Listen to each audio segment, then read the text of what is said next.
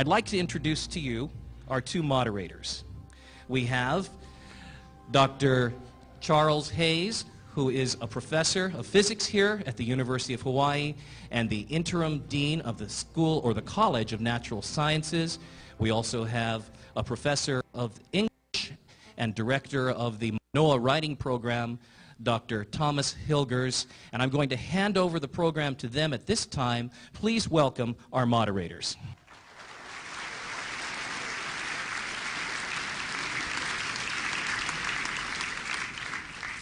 It is a pleasure to welcome you to the University of Hawaii to the debate that Dr. Tom Hilgers and myself will moderate.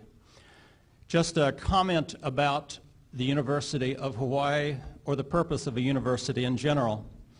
The university is the proper place, the proper forum should be at a university, where we discuss anything.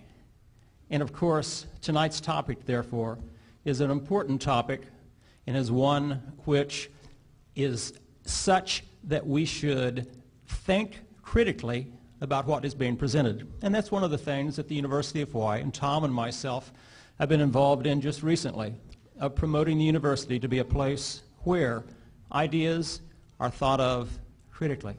As we do that, we think of the university as a place where, since ideas come, some of them carry a lot of emotion with them. That, of course, will be true for tonight's debate. So with that in mind, we must be very careful and cautious how we respond as we think critically about what is being said, because there will be people that have very strong opinions that are much different than what may be said from one of the podiums.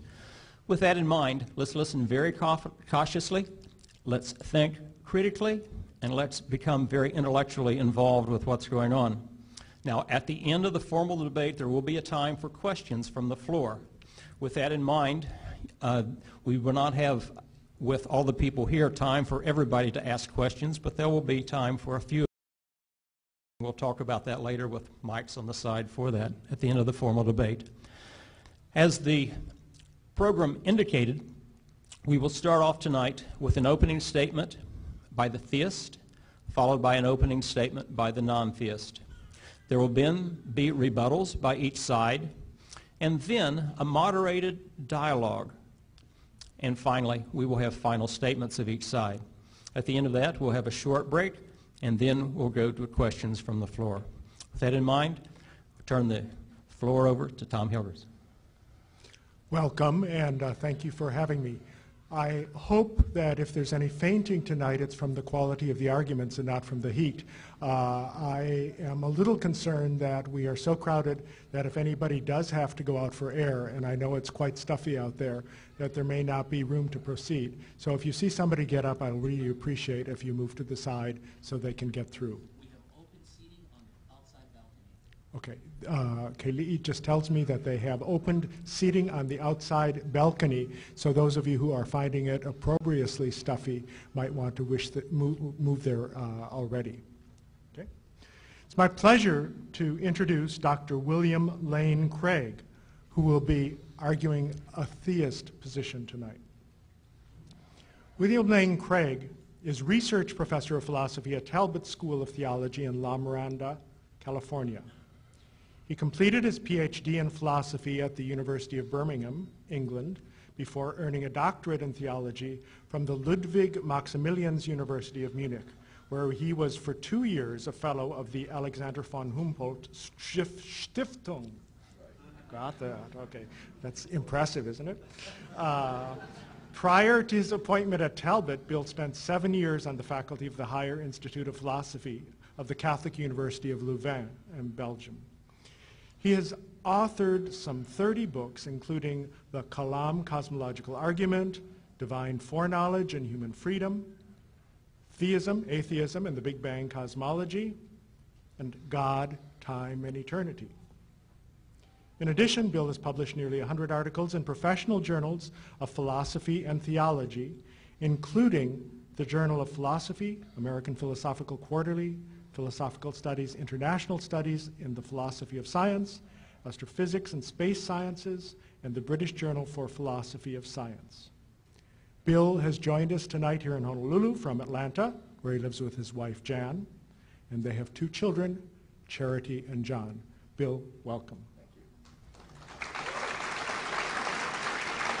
Thank you. Bill.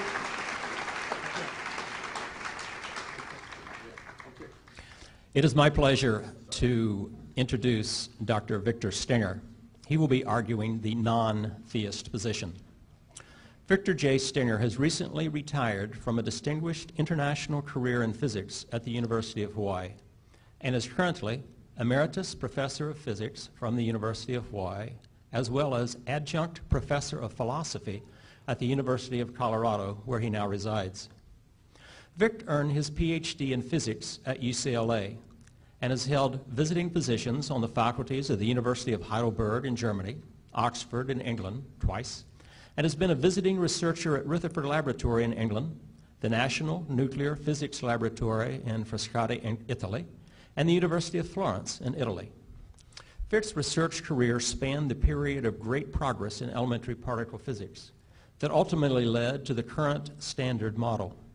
He participated in experiments that helped establish the properties of strange particles, quarks, gluons, and neutrinos. He has also helped pioneer the emerging fields of very high energy gamma ray and neutrino astronomy. In his last project before retiring, Vic collaborated on the experiment in Japan which showed for the first time that the neutrino has mass.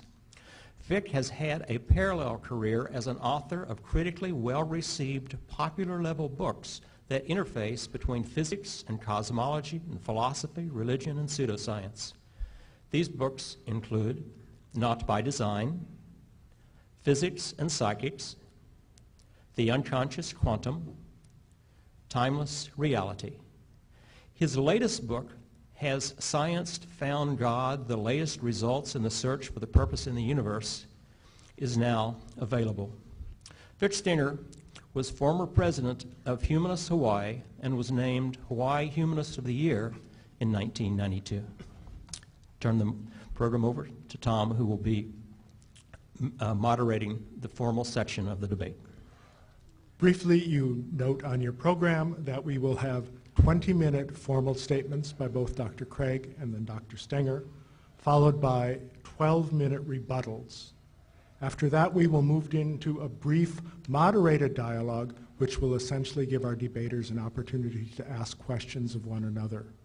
That will be followed by a brief break and then opportunities for, after final statements from both of our debaters, questions from you. So, without further ado, I invite the opening statement from Dr. Craig. Now.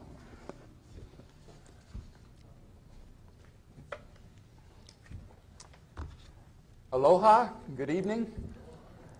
My wife Jan and I are just thrilled to have the opportunity to visit your beautiful islands. We've just spent a couple of days on Maui, and we plan to visit the Big Island and Kauai as well.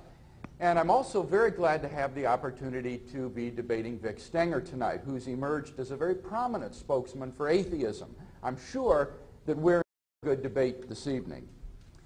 So, does God exist? In order to answer that question rationally, we need to address 2 further questions. First, what good reasons are there to think that God exists? And secondly, what good reasons are there to think that God does not exist? In his most recent book, Dr. Stenger claims that he can prove to a high degree of certainty that a personal God does not exist. We'll see if he can make good on that claim in tonight's debate. I think that if we're honest, we should both admit right up front that neither of us can prove his case with that kind of certainty.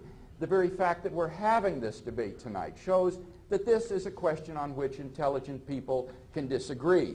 People don't have debates on questions like, does Akebono exist?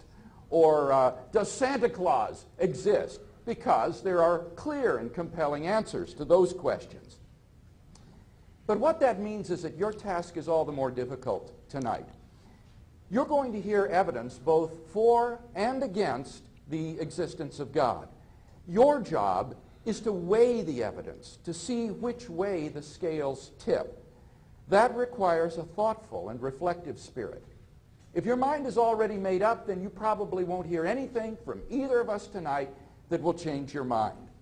But for those of you who are still searching for an answer, I hope that our discussion of the evidence, both pro and con, will be really beneficial to you. Now, I'll leave it up to Vic Stenger to present the evidence against God's existence. In my opening speech, I want to sketch briefly 6 lines of evidence that weigh in favor of God's existence. Number 1, God is the best explanation for why something exists rather than nothing. This is the deepest question of philosophy. Why is there anything rather than nothing?